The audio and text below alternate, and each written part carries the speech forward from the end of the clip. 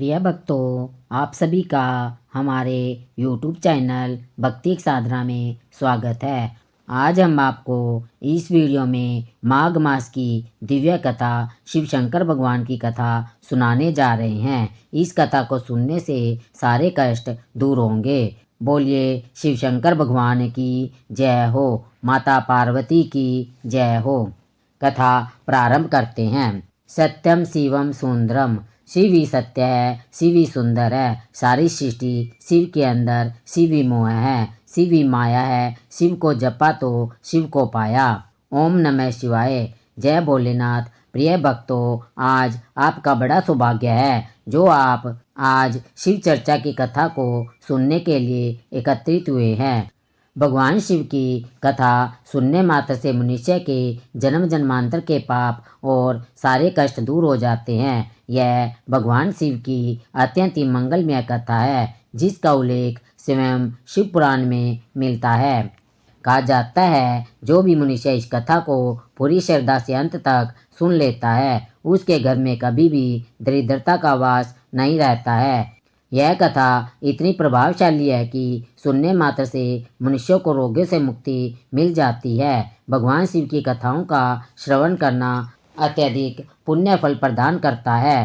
प्रिय भक्तों, चलिए कथा के उस सागर में डूब जाते हैं और लगा लीजिए अपने ध्यान को कैलाश की उन वादियों में जहाँ पर भगवान शिव माता पार्वती चर्चा कर रहे हैं। नंदी भृंगी सभी देवतागण कथा का रसपान कर रहे हैं और हम भी उस कथा के सहभागी बनते हैं। एक समय की बात है, किसी नगर में एक पंडित रहा करता था। वह अत्यंत ही निर्धन था। वह पंडित अपनी पत्नी और पुत्र के साथ जीवन यापन कर रहा था। उसके पुत्र का नाम सोमेश्वर था। वह पंडित प्रतिदिन प्रातःकाल उठकर स्नान आदि करके तुलसी के पौधे पर जल अर्पित करता था। फिर नगर में सभी घरों में जाकर कथाएं सुनाया करता था। लेकिन पंडित जी द्वारा किया गया यह कार्य उनकी पत्नी को बिल्कुल पसंद नहीं आता था, क्योंकि वह स्वयं कई वर्षों से भगवान भोलेनाथ की पूजा अर्चना करती आ रही थी। वह सावन के सभी सोमवार करती, किंतु इतने वर्षों की साधना और व्रतों के बावजूद भी उसकी गरीबी दूर नहीं हो रही थी। इसलिए वह पंडित जी की पत्नी भगवान शिव से अत्यंत ही नाराज हो गई और उसने पूजा पाठ करना, व्रत रखना सब कुछ त्याग दिया। परंतु उस पंडित ने कभी भी भगवान का नाम लेना नहीं छोड़ा। वे कहीं ना कहीं भगवान शिव की कथाएं सुनाकर पूजा पाठ करके जो धन प्राप्त होता था उसी से ही अपने परिवार का पालन पोषण करता। एक दिन ऐसा आया कि जब पंडित जी की पत्नी एक बार फिर से अपने हृदय में श्रद्धा जगाकर भोलेनाथ की पूजा अर्चना करने लगती है। वे मन ही मन यह सोचती रहती है कि एक दिन तो ऐसा अवश्य आएगा जब मेरी सभी मनोकामनाएं पूरी होगी, मेरी भी गरीबी समाप्त होगी। किंतु जब वर्षों की भक्ति और पूजन के बाद भी कोई फल प्राप्त नहीं हुआ तो वह अत्यंत दुखी हो जाती है। मन ही मन अपने भाग्य को कोसने लगती है। भगवान शिव की मूर्ति के पास बैठकर कहती है, हे प्रभु, हमने ऐसा कौन सा पाप कर्म किया है जिसकी वजह से हमें जीवन भर इतनी गरीबी का सामना करना पड़ रहा है। हमने इतना पूजा पाठ किया लेकिन आपने हम पर दया नहीं की। हमने तो कभी किसी का हृदय भी नहीं दुखाया, किसी का अन्याय नहीं किया। मैं और मेरे पति दोनों ही सदा आपके चरणों में लीन रहते हैं। हम तो सुबह से शाम तक केवल आपकी पूजा करते हैं। हर सावन में सोमवार का व्रत रखते हैं, आपके नाम का जल चढ़ाते हैं, आपकी कथाएं सुनते हैं, सुनाते हैं। फिर भी हे प्रभु, हमारी झोली हमेशा खाली क्यों रहती है? हे भोलेनाथ, क्या हमारी भक्ति में कोई कमी रह गई है? क्या हमारी प्रार्थनाएं आप तक नहीं पहुंचती है? क्या हम किसी के पाप के भागी है जिसका प्रायश्चित भी हमारे भाग्य में नहीं लिखा? हे गंगाधर, हे नीलकंठ, अगर हमसे कोई भूल हो गई है तो उसे क्षमा कर दो, लेकिन कृपया करके यह बताओ कि हमारी इस दरिद्रता का रहस्य क्या है? आखिर हमारे हिस्से में जीवन भर का संताप क्यों आया है? प्रिय भक्तों, अब धीरे धीरे समय बीतता गया वे पंडित और पंडितानी दोनों ही वृद्धावस्था की ओर बढ़ चले। समय की मार ने उनके शरीर को कमजोर कर दिया। अब उस पंडित के शरीर में इतनी शक्ति नहीं बची थी कि वे नगर में जाकर भगवान भोलेनाथ की कथा सुना सके। उनकी कमर झुक चुकी थी, आवाज कांपने लगी थी, शरीर में रोगों का घर बन गया।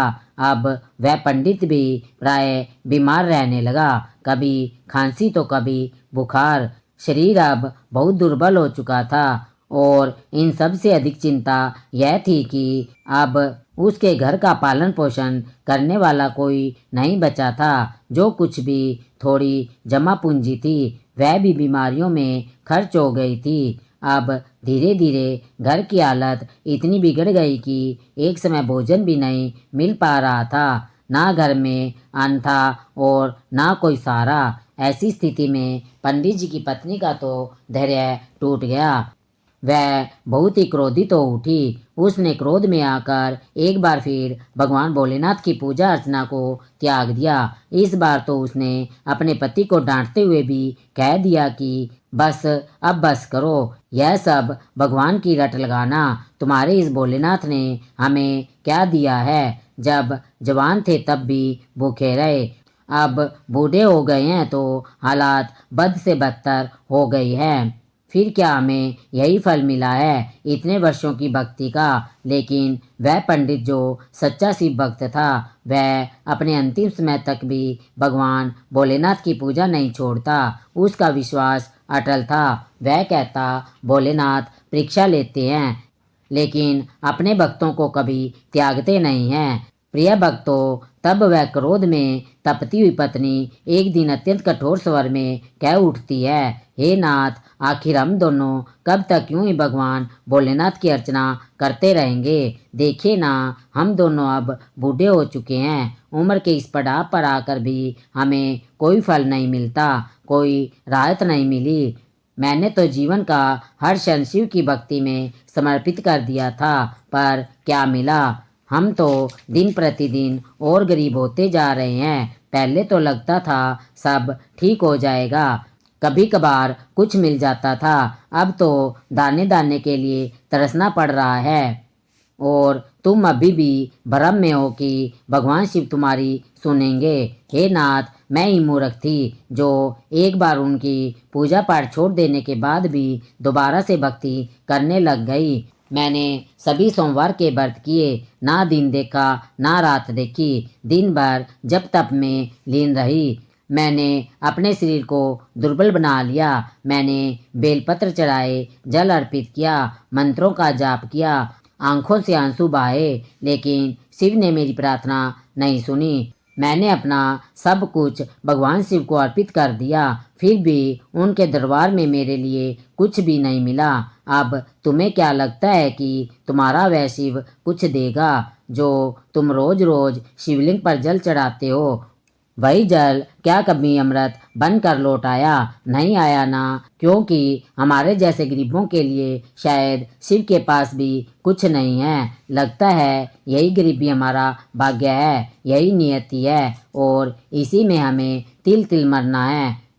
प्यारे भक्तों, अपनी पत्नी के कठोर और क्रोधित वचनों को सुनकर वह पंडित एक शब्द नहीं कहता।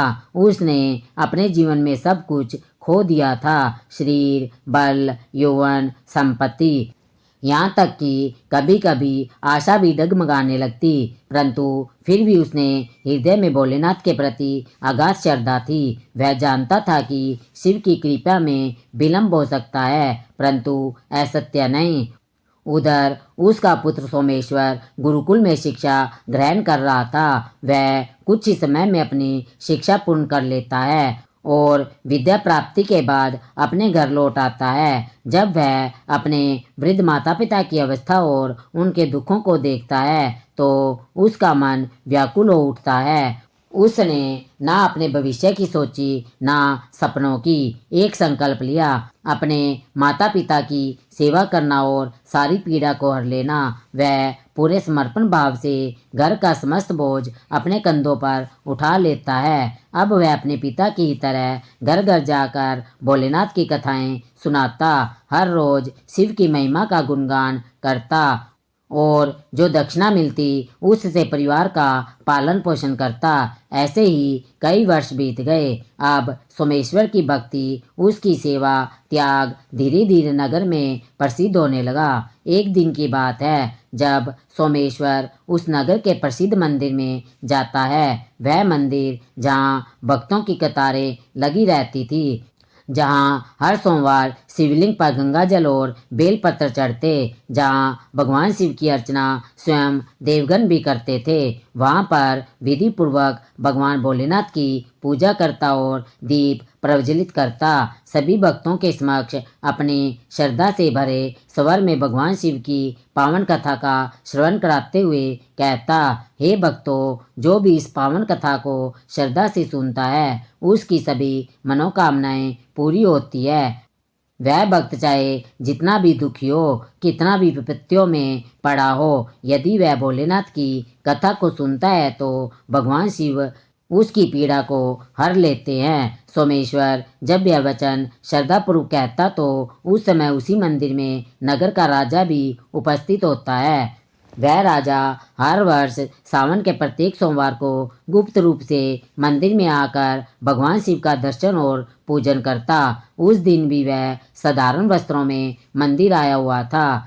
जब राजा ने सोमेश्वर के मुख से पावन कथा सुनी तो वह भीतर तक प्रभावित हो गया। उसकी आत्मा उस वाणी से, जैसे राजा मन ही मन सोचने लगा, कितनी सच्ची बात कह रहा है यह युवक। इसके शब्दों में केवल कथा नहीं बल्कि अनुभव झलक रहा है। उस भाव विभोर अवस्था में राजा धीरे धीरे सोमेश्वर के पास आता है और कहता है, तुम्हारी इस कथा ने मेरे हृदय को गहराई से छू लिया है। राजा ने सोमेश्वर से राजकुमारी को कथा सुनाने के लिए याचना की। राजा की ऐसी बातों को सुनकर सोमेश्वर बहुत प्रसन्न हुआ और राजकुमारी को प्रतिदिन कथाओं का श्रवण कराने के लिए हामी भर देता है। फिर उसके बाद राजा ने सोमेश्वर को अपने महल में राजकुमारी को प्रतिदिन कथाओं का श्रवण कराने के लिए नियुक्त कर लिया। अब तो सोमेश्वर प्रतिदिन उस नगर के राजा की पुत्री को कथा सुनाने लगा और राजकुमारी को कथा का श्रवण कराने पर दक्षिणा के रूप में जो कुछ धन मिलता उसी धन से वह अपने परिवार का पालन पोषण करने लगा।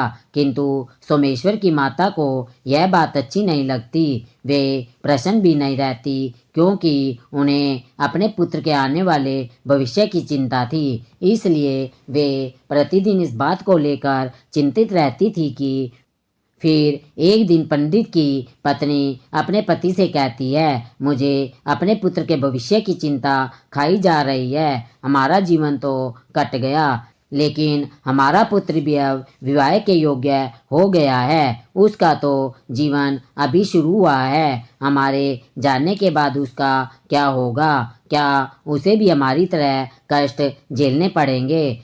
हमारी वर्षों की पूजा, व्रत, तपस्या, आराधना का कोई फल नहीं मिलेगा। भगवान भोले शंकर को हमारा दुख दिखाई नहीं देता। हमारा बेटा राजा के महल से जो दक्षिणा लाता है उससे हमारे परिवार का तो किसी तरह गुजारा चल जाता है, लेकिन केवल पेट भरने से जीवन नहीं चलता। बाकी की मनोकामनाएं, इच्छाएं, भविष्य में उन सब का क्या होगा? अब क्या हम सिर्फ 2 वक्त के भोजन के लिए ही जिएंगे? क्या यही शिव की भक्ति का फल है? क्यों भगवान शिव ने अपनी आंखें बंद कर ली है? क्या हमारा पुत्र हमारी ही तरह उम्र भर गरीब रह जाएगा? उस स्त्री की करुण पुकार जब आकाश में गूंजी तब वह केवल वायु में विलीन नहीं हुई बल्कि सीधे कैलाश पर्वत तक पहुंची, जहाँ माता पार्वती के हृदय को विदीर्ण कर गई। और माता पार्वती ने उस पंडित की पत्नी की वेदना और दुख भरी प्रार्थना को सुना तो उनका कोमल हृदय व्याकुलता से भर उठा। वे उस करुण पुकार को अनसुना नहीं कर पाई। उन्होंने भगवान शिव का ध्यान किया। भगवान शिव मुस्कुराते हुए बोले, हे देवी, आज अचानक व्याकुलता कैसी? अवश्य कोई कारण होगा, बताइए क्या बात है? फिर माता पार्वती ने भगवान भोलेनाथ से कहा, हे स्वामी, आप तो त्रिकालदर्शी है। भूत, भविष्य, वर्तमान सब कुछ आपकी दृष्टि में स्पष्ट है। फिर भी आप मुझसे पूछते हैं मैं क्यों चिंतित हूँ, अब आप स्वयं जानते हो। मुझसे पूछकर क्यों मेरी पीड़ा को और अधिक बढ़ा रहे हो। चलिए, अब जब आप पूछ ही रहे हैं तो मैं आपको कारण बताती हूँ। मेरी चिंता का कारण है वह पंडित और उसकी पत्नी। हे नाथ, वह पंडित आपका परम भक्त है। जीवन भर उसने आपकी आराधना की है, आपकी भक्ति की नगर नगर जाकर चर्चा की है, शिव चर्चा की, कथाएं सुनाई, शिवलिंग पर जल चढ़ाया, बेलपत्र अर्पित किए, सोमवार को उपवास किया, संपूर्ण आस्था आपके चरणों में अर्पित कर दी। फिर भी आपने उसके जीवन को केवल कठिनाइयों और अभावों से क्यों भर दिया। आपने उसे उसके कर्मों का फल कभी नहीं दिया। उसकी पत्नी भी वर्षों से उपासना कर रही है और जब उसका मन टूटा तब भी उसने फिर से आपको अपना आराध्य मान लिया। क्या यह विश्वास व्यर्थ चला जाएगा। हे प्रभु, अब उस पंडित के जीवन से सभी दुखों का नाश करे, अब और नहीं। अब उसका कष्ट समाप्त कर दीजिए, उसे अपने तप का फल दे दीजिए, अन्यथा कहीं ऐसा ना हो प्रभु की पंडित और पंडितानी आपकी पूजा छोड़ दे। यदि उनके मन में भक्ति डगमगा गई, यदि उनका विश्वास डगमगा गया तो वह केवल उनकी हानि नहीं होगी, यह असंख्य भक्तों के लिए हानि होगी जो अपने जीवन को आपके चरणों में अर्पित कर चुका है। माता पार्वती की करुणामय बातें सुनकर भगवान भोलेनाथ का सौम्य मुख गंभीर हो गया। आंखों में करुणा और करिश्मे की अद्भुत चमक आ गई। वे साक्षात दयामय रूप में प्रकट होते हैं और माता की ओर देखते हुए कोमल स्वर में कहने लगे, आप चिंतित मत होइए देवी, क्योंकि हमने उस ब्राह्मण के भाग्य के उदय का बीज बो दिया है। अब वह समय आ गया है जब हमें स्वयं पृथ्वी लोक पर जाकर शिव लीला करनी है। अब हम दोनों उनके घर पे चलेंगे। इतना कहकर भगवान शिव माता पार्वती के साथ पृथ्वी लोक की ओर प्रस्थान करते हैं।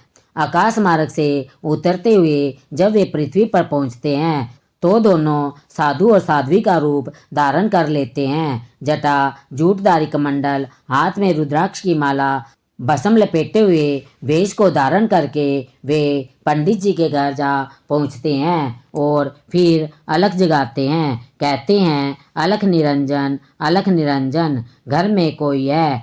उनकी गंभीर लेकिन कोमल आवाज जब आंगन में गूंजती है तो भीतर से वही वृद्ध पंडित जो शरीर से दुर्बल हो चुके थे बाहर आते हैं। उन्होंने साधुओं को देखकर हाथ जोड़ा और अत्यंत आदर भाव से प्रणाम करते हुए बोले, हे मुनिवर, आपका हमारे तुच्छ ग्रह में आगमन हुआ, यही मेरे लिए जीवन का परम सौभाग्य है। कृपया करके बताए मैं आपकी किस प्रकार सेवा कर सकता हूँ।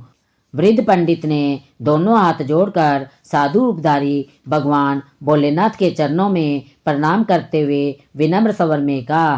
तब साधु का वेश धारण किए हुए भगवान भोलेनाथ ने कोमल किंतु गंभीर स्वर में उस पंडित से कहा, हे महानुभाव, आज की रात्रि में हम आपके ग्रह में विश्राम करना चाहते हैं। क्या आपके घर में हमें एक रात्रि के लिए आश्रय मिलेगा। जब साधु का रूप धारण किए हुए भगवान भोलेनाथ ने यह कहा तो वृद्ध पंडित क्षण भर के लिए मौन हो गया। वे सोचते रहे, मैं इनका साक्षात्कार कैसे करूं, कैसे इनके लिए भोजन जुटाऊं। घर में तो कुछ भी नहीं बचा। जैसे तैसे मेरा पुत्र जो धन लाता है उसी से हम तीनों का पेट भर जाता है। उस धन से ना तो दूसरा पैर संभलता है, ना ही अतिथि सेवा होती है।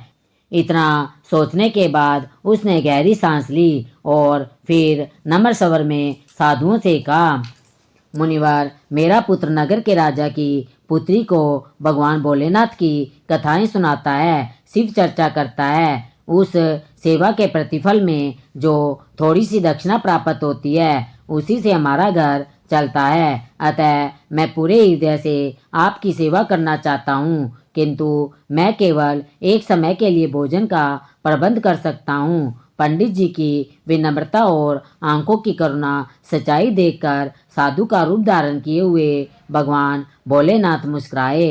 उन्होंने अपने कमंडल से एक विशेष पात्र निकाला और पंडित जी की ओर बढ़ाते हुए कहा, हे पुत्र, आज से तुम अपनी पत्नी से कह देना कि वह इस पवित्र पात्र में ही भोजन बनाया करे। इससे हम सभी के लिए दोनों वक्त का भोजन सहजता से बन जाएगा और अब हम तुम्हें अन्न की कमी नहीं होने देंगे।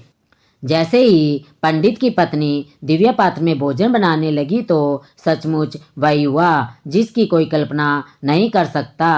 प्रत्येक बार जब पात्र में अन्न डाला गया तो वह न केवल स्वादिष्ट था बल्कि सबके लिए प्राप्त भी था। सुबह और शाम दोनों समय के लिए सभी का पेट भर जाता।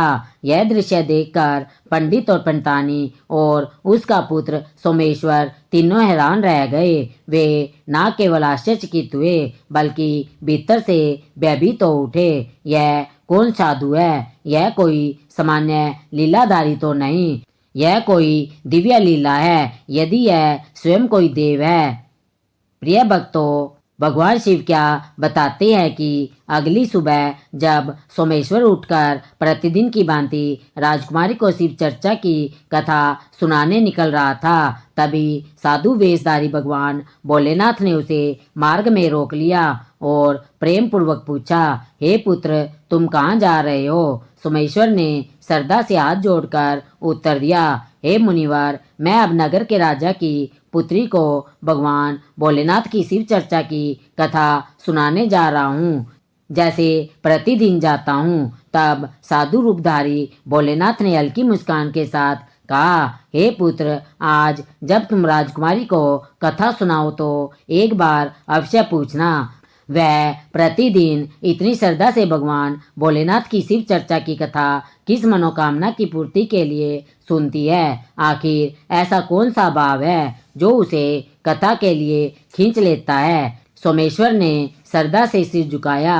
उसके बाद वह राजमहल की ओर प्रस्थान करता है। वहां पहुंचकर विधि पूर्वक भगवान शिव की कथा का श्रवण राजकुमारी को कराता है। भगवान शिव की चर्चा समाप्ति पर वह फिर मुनिवर द्वारा बताए गए प्रश्न को विनम्रता पूर्वक राजकुमारी से पूछता है, हे राजकुमारी, आप प्रतिदिन भगवान भोलेनाथ की पावन कथा इतने भाव से क्यों सुनती है? कौन सी मनोकामना है जिसके लिए आप नियम पूर्वक कथा श्रवण करती है? कृपया आप मुझे बताइए। तब राजकुमारी सोमेश्वर से कहती है, मैं अपनी मनोकामना की पूर्ति के लिए भोलेनाथ की कथा को सुनती हूँ, शिव चर्चा का रसपान करती हूँ, क्योंकि मैं चाहती हूँ मुझे ऐसा वर मिले जिसकी चर्चा पूरे नगर में ही नहीं बल्कि दूर दूर तक हो, जिसके मस्तक पर चंद्र सूर्य का तेज हो, जिसकी किस्मत इतनी तेज हो कि उसके घर में किसी वस्तु की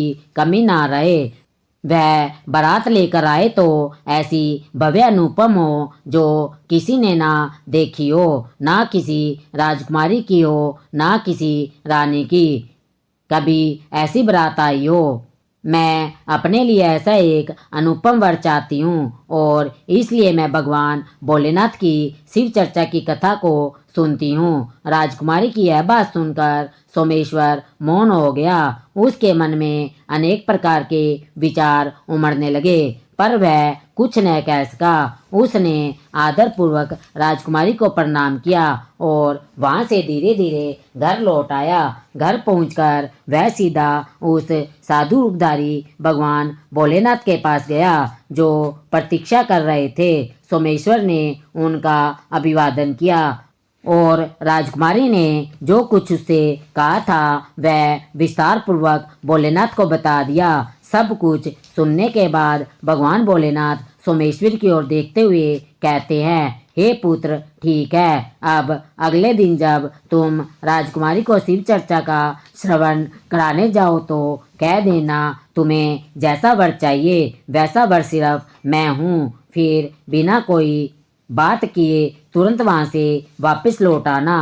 इतना कहकर भगवान भोलेनाथ मौन हो जाते हैं। यह सुनकर सोमेश्वर कुछ क्षण चुप रहता है और फिर हाथ जोड़कर आदरपूर्वक कहता है, हे मुनिवर, कहाँ मैं एक निधन पंडित का पुत्र, कहाँ राजा की पुत्री, हमारे बीच तुलना भी कैसे हो सकती है। मेरा घर तो उसकी दी हुई दक्षिणा से चलता है। मेरे माता पिता सब उसी के धन पर आश्रित है, और यदि यह बात राजा को पता चल गई तो मैं उनकी पुत्री से विवाह करना चाहता हूँ, तो वह मुझे और मेरे परिवार को मृत्युदंड दे देंगे। मैं आपसे क्षमा मांगता हूँ, कृपया मैं ऐसा नहीं कर सकता, मुझ में इतना साहस नहीं है। सोमेश्वर की बातें सुनकर साधु रूपधारी भगवान बोले शंकर उस क्षण शांत रहे। फिर उन्होंने अपना मस्तक उठाया, उनकी आंखों में तेज उमड़ने लगा। मुस्कुराते हुए कोमल किंतु निर्णायक स्वर में उन्होंने कहा, यदि तुम हमारी बात नहीं मानते हो तो समझ लो तुम अपने भाग्य को ठुकरा रहे हो, और जब कोई भक्त अपने भाग्य से मुंह मोड़ लेता है तो उसका जीवन दुख दरिद्रता से भर जाता है। फिर कोई भी कृपया शेष नहीं रह जाती, केवल शून्यता रह जाती है। इन वचनों को सुनकर सोमेश्वर का मन विचलित हो गया। वह सोचता है, यदि मैंने इनकी कोई बातें नहीं मानी तो यह लोग मुझे श्राप दे देंगे और मैं भस्म हो जाऊंगा। यदि मैंने राजकुमारी के पास जाकर यह कह दिया तो मुझे मृत्युदंड मिल जाएगा। चाहे ऐसे मरो चाहे वैसे मरो, मरना तो है ही। चलो राजकुमारी के पास ही चलते हैं। ऐसा सोचकर फिर उसने ऐसा करने पर विश्वास दिलाया और राजकुमारी को भगवान भोलेनाथ की शिव चर्चा सुनाने को जाने लगा, और राजकुमारी को भगवान भोलेनाथ की शिव चर्चा की कथा कराने के लिए राजमहल की ओर निकल पड़ा। राजमहल पहुंचकर वह राजकुमारी को भगवान भोलेनाथ की कथा सुनाने लगा। उसके बाद उसने राजकुमारी से पूछा, हे राजकुमारी, आप अपनी किस मनोकामना की पूर्ति के लिए भोलेनाथ की कथा का श्रवण करती है? तब राजकुमारी ने वही जवाब दिया जो उसने पहले दिया। उसके बाद सोमेश्वर ने राजकुमारी से कहा, राजकुमारी, तुम जैसा वर चाहती हो वैसा मैं हूँ। इतना कहकर सोमेश्वर शीघ्र महल से बाहर भाग गया और अपने घर आ गया। लेकिन सोमेश्वर की ऐसी बातें सुनकर राजकुमारी बहुत क्रोधित हुई और उसने अपनी दासी को बुलाकर सब कुछ बता दिया और कहा, मेरी यह पूरी बात पिताजी को बता देना। तब वह भी सोमेश्वर पर क्रोधित हो गया और उसने राजकुमारी को भरोसा दिलाया कि उस उदंड पंडित को अवश्य सजा मिलेगी। फिर राजा ने शीघ्र ही अपने मंत्रियों को दरबार में बुलाया और विचार विमर्श करने लगे। तभी उसके मंत्री उस राजा से कहते हैं, हे राजन, उसने जो अपराध किया है वह निश्चय ही फांसी के योग्य है, लेकिन यह बात भी ध्यान देने की है कि वह एक पंडित है। यदि उसे फांसी दोगे तो ब्रह्म हत्या का पाप लगेगा, और वह पाप किसी तीर्थ यज्ञ और दान से नहीं हटाया जा सकता। इसलिए विनती है कि कोई ऐसा दंड दिया जाए जिससे न्याय भी हो जाए और पाप भी ना लगे। ऐसा कोई उपाय जिससे इनका अभिमान भी टूटे और मर्यादा भी बनी रहे। प्रिय भक्तों, महामंत्री की बात सुनकर राजा तो गहरी सोच में पड़ गया। फिर बहुत विचार विमर्श करने के बाद क्रोध भरे स्वर में कुछ सैनिकों को दरबार में बुलाया और आदेश दिया, सैनिकों, उस पंडित के घर जाओ और कह देना कि राजा साहब तुम्हारे साथ अपनी पुत्री का विवाह करने के लिए तैयार है, लेकिन कुछ शर्तें हैं। यदि तुम उन शर्तों को पूरा नहीं कर पाए तो तुम्हें और तुम्हारे पूरे परिवार को मृत्युदंड दिया जाएगा। राजा साहब की पहली शर्त थी कि बरातियों को ठहरने के लिए और सभी बारात घर बरातियों से भरे रहने चाहिए। कोई भी बारात घर खाली नहीं रहना चाहिए। दूसरी शर्त यह थी कि बरातियों के अतिथि सत्कार में जो भोजन तैयार किया जाए ना वह कम हो और ना ही बचे, यानी कि कोई ना तो भूखा रहे और ना भोजन व्यर्थ जाए। तीसरी शर्त यह थी कि एक अनुपम अद्भुत बारात निकलनी चाहिए जिसकी प्रशंसा इस नगर का हर व्यक्ति करे। यदि बारात के नगर में पहुंचने पर इन शर्तों में कोई कमी अधूरी पाई गई तो बारात में आए हुए सभी बारातियों को मृत्युदंड दे दिया जाएगा। राजा का यह आदेश पाकर सैनिक शीघ्र ही सोमेश्वर के घर की ओर निकल पड़े। उधर सोमेश्वर भी राजमहल से भागकर सीधा घर पहुंचा और साधु रूपी भगवान भोलेनाथ को सारी बात बता दी। उसी समय राजा के सैनिक द्वार पर पहुंचे और जोर जोर से दरवाजा खटखटाने लगे। आवाज सुनते ही सोमेश्वर के पिता बाहर आए। दरवाजा खोला। दरवाजा खुलते ही सैनिक कठोर स्वर में कहते हैं, क्या तुम्हारा ही पुत्र राजकुमारी से विवाह करना चाहता है? चलो ठीक है। राजा साहब ने भी अपनी पुत्री के विवाह की अनुमति दे दी है, लेकिन राजा साहब की शर्तें हैं जिन्हें पूरा करना पड़ेगा, नहीं तो तुम्हारे पूरे परिवार को मृत्युदंड दिया जाएगा।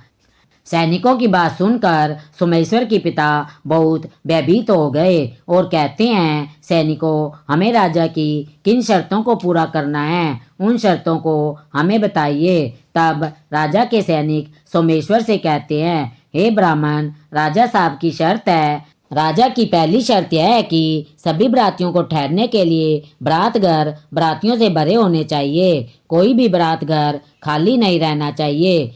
दूसरी शर्त यह है कि बारातियों के अतिथि सत्कार में बनाया गया भोजन ना तो कम पड़ना चाहिए और ना ही बचना चाहिए। तीसरी शर्त यह है कि बारात अनुपम और अद्भुत होनी चाहिए, जिसकी प्रशंसा हर नगर में हर गली गली में हो, और बारात पहुंचने पर हमारी कोई भी शर्त अधूरी रही तो वह शर्त पूरी नहीं की गई तो बारात में आए हुए सभी बारातियों को मृत्युदंड दिया जाएगा। राजा के सैनिकों के कठोर शब्द सुनकर सोमेश्वर और उसके पिता भयभीत हो जाते हैं, यहाँ तक कि उनके हाथ पैर कांपने लगते हैं। तब साधु रूपधारी भोलेनाथ जी शांत स्वर में कहते हैं, तुम डरो मत, बल्कि साहस के साथ अपना उत्तर दो। सैनिकों को विदा करो। कह दो आप अपनी राजकुमारी के विवाह की तैयारियां करें। हम बारात वाले दिन बारात लेकर पहुंच जाएंगे। फिर सोमेश्वर के पिता ने भगवान शिव की आज्ञा मानते हुए वैसा ही उत्तर दिया। उन सैनिकों को विदा किया। सैनिक वापस महल लौटे। वहां जाकर उन्होंने राजा को सारी बातें बता दी, लेकिन जब राजा को सोमेश्वर की ओर से सकारात्मक उत्तर प्राप्त होता है तो वह बहुत आश्चर्य में पड़ जाता है। वह कुछ पल चुप रहता है, मन में सोचता है, आखिर वह पंडित किसके भरोसे इतनी दुर्बल शर्त के बावजूद भी मेरी पुत्री से विवाह करने के लिए तैयार है? क्या मेरा कोई दुश्मन उसका साथ दे रहा है? उसके बाद उसने नगर के कई घरों को बारात घर की तरह सजवा दिया, कई सारे तंबू का प्रबंध कर दिया। राजा जब यह सोच रहा था कि कहाँ वह पंडित इतने बारातियों को लेकर आएगा, और जब अधिक बाराती नहीं आएंगे तो मेरी शर्त हार जाएगा, फिर मैं पूरे परिवार सहित उसे मृत्युदंड दे दूंगा। इधर सोमेश्वर ने नगर के सभी लोगों को बारात में चलने के लिए कहा तो सभी लोगों ने मना कर दिया कि हमें वहां जाकर मरना नहीं है, तुम्हारा तो अंतिम समय आ गया है, तुम ही जाओ। इसलिए सोमेश्वर उन सब की बातों को सुनकर बहुत परेशान रहने लगा, क्योंकि अभी तक उसके साथ बारात घर में चलने के लिए कोई भी व्यक्ति तैयार नहीं हुआ था। फिर विवाह का दिन आया। विवाह वाले दिन सोमेश्वर और ज्यादा चिंतित हो उठा। जब साधु रूपी भगवान भोलेनाथ ने सोमेश्वर को बहुत परेशान देखा तो प्रिय भक्तों, भगवान भोलेनाथ जी ने सोमेश्वर की बारात में चलने के लिए सभी देवताओं, भूत प्रेत, गंधर्वों को मनुष्य के रूप में सोमेश्वर की बारात में चलने के लिए आमंत्रित किया, सोमेश्वर की बारात में शामिल कर लिया, जिसके कारण सभी नाचते गाते बारात लेकर पहुंच गए। जब सोमेश्वर की बारात पहुंची तो इतने सारे बाराती आए कि राजा द्वारा सजाए गए सभी बारात घर, यहाँ तक कि तंबू भी बारातियों से भर गए। कुछ बाराती तो बिना तंबू के बाहर ही रह गए। फिर राजा के पास इसकी सूचना भिजवाई गई कि बारात के ठहरने के लिए बारात घर तंबू कम पड़ गए हैं। बरातियों के ठहरने के लिए और प्रबंध करा दिया जाए। तब राजा अपने मन में सोचने लगा, अभी कोई भी इसके साथ बारात में आने को तैयार नहीं था। फिर ये सब इतने बाराती कहाँ से आ गए? मुझे एक बार चलकर देखना चाहिए। इतना सोचकर राजा तुरंत वहां पहुंचा और जब भगवान भोलेनाथ ने राजा को बारात घर में आया हुआ देखा तो उन्होंने शुक्र और शनि को बच्चे का रूप धारण करवा दिया और भूख के कारण विलाप करवा दिया। इधर जब उस राजा ने दोनों बच्चों को जोर जोर से रोते देखा तो भोलेनाथ जी के पास पहुंचकर पूछा, हे महात्मन, यह बच्चे विलाप क्यों कर रहे हैं? तब साधु रूपधारी भगवान भोलेनाथ ने राजा को जवाब देते हुए कहा, यह दोनों बच्चे भूखे हैं, इसलिए इतना विलाप कर रहे हैं। फिर राजा ने उन दोनों बच्चों को भोजन कराने के लिए उस स्थान पर भेजा जहां सभी लोग भोजन कर रहे थे। उसके कुछ ही देर बाद राजा के सैनिक ने उनके पास आकर बताया, राजन, दोनों बच्चों ने तो सारा भोजन समाप्त कर दिया है, फिर भी दोनों का रोना बंद नहीं हो रहा, उन्हें भूख लगी है। अपने सैनिकों की ऐसी बातें सुनकर राजा तो बहुत हैरान हुआ, क्योंकि अब उसका सारा अहंकार चूर चूर हो चुका था। फिर वह साधु रूपी भगवान भोलेनाथ के चरणों में अपने दोनों हाथों को जोड़कर बैठ जाता है और कहता है, साधु महाराज, मेरी लाज आपके हाथों में है। तब भगवान भोलेनाथ ने उस राजा से कहा, आप राजमहल जाकर बारात की आगमनी की तैयारी शुरू कीजिए। फिर राजा ने उस नगर के सभी घरों को अच्छे से सजवाया, पूरे नगर को एकदम दुल्हन की तरह सजा दिया। सोमेश्वर भी विवाह की पोशाक में फिर राजकुमार से कम नहीं लग रहा था। सोमेश्वर के चेहरे को चांद और सूरज से सजाया गया। अगवानी के समय सोमेश्वर एक सुंदर रथ में बैठकर राजमहल की तरफ चलने लगा। उस रथ के आगे कई सारे बाराती बैंड बाजे के साथ नाच रहे थे। कई बाराती हाथ में मुद्राएं लेकर एक दूसरे पर निछावर कर उछाल रहे थे। सोमेश्वर की अद्भुत बारात को देखकर नगर के सभी लोग कहने लगे, पंडित जी का तो भाग्य देखो, उसके मस्तक पर चांद और सूरज की रोशनी है। चारों तरफ इस प्रकार धन लक्ष्मी बिखेरी जा रही है जैसे किसी धनवान की बारात निकल रही हो, और ऐसी बारात तो हमने जीवन भर नहीं देखी है, ना आगे देखने की उम्मीद है। वह पंडित तो भाग्य का बड़ा धनी है। प्रजा की ऐसी बातों को सुनकर माता पार्वती भोलेनाथ से कहती है, हे प्रभु, यह तो सत्य है, आपकी कृपा जिस मनुष्य पर हो जाती है उसके अन्न धन के भंडारे भर जाते हैं। तब भोलेनाथ माता पार्वती से कहते हैं, जो भी भक्त श्रद्धा और भक्ति से मेरी पूजा अर्चना करता है उसकी भक्ति को मैं व्यर्थ नहीं जाने देता। जो शिव चर्चा की कथा को सुनाता है, सुनता है और उसके कर्मों का फल निश्चय ही उसको मिलता है।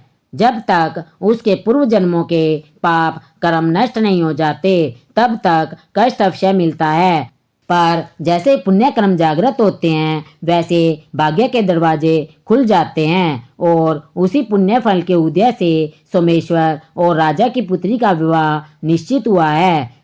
विवाह के बाद राजकुमारी को डोली में बिठाकर सोमेश्वर अपने घर ले आता है। भगवान शिव और माता पार्वती की कृपा से सोमेश्वर अब धनवान बन चुका था। उसके घर में किसी चीज की कमी नहीं थी।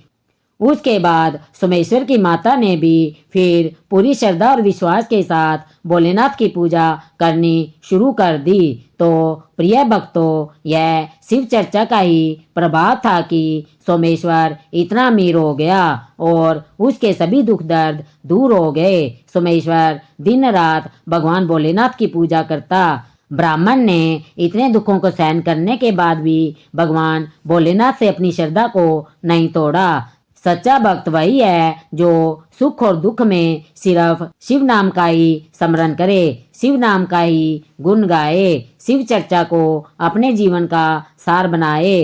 तो प्रिय भक्तजनों, उम्मीद करती हूँ कि आपके जीवन में भी भगवान शिव की चर्चा की कथा को सुनकर प्रभाव जरूर आएगा, मनोकामनाएं पूरी होगी, सभी दुख दरिद्रता दूर हो जाएगी। आपको कथा अच्छी लगी हो तो कृपया हमारे चैनल भक्ति एक साधना को सब्सक्राइब करें और बेल आइकन को भी दबा दीजिए, जिससे हमारी सभी रोचक वीडियो आप तक जल्दी से पहुंच सके। हमारी इस वीडियो को अपने तक सीमित न रखकर अपने मित्रों और अपने रिश्तेदारों के साथ ज़्यादा से ज़्यादा शेयर करें, जिससे वे सभी भी भगवान शिव की महिमा को जान सके। कमेंट बॉक्स में जय माता पार्वती, जय शिव शंकर लिखना मत भूलिए। हमारी वीडियो को अंत तक देखने के लिए बहुत बहुत धन्यवाद। हर हर महादेव, हर हर महादेव, हर हर महादेव।